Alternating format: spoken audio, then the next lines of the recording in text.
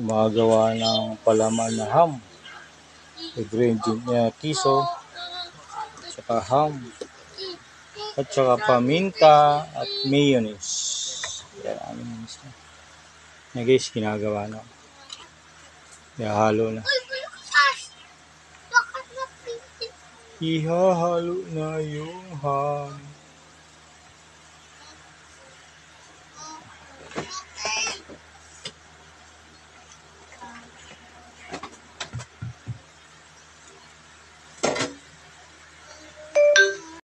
Additional at kinakayod yung kiso para maging lamig, masarap, umarasa yung palaman. Request ng ating mga suki yan guys. Oh, tara, bili na. Guys, pagkatapos na yung mga greens na galo. Haluin na talaga. Antayin natin mamaya guys yung finished product.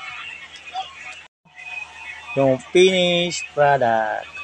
Salin sa lalagyanan na. Gagalawin ko kayo.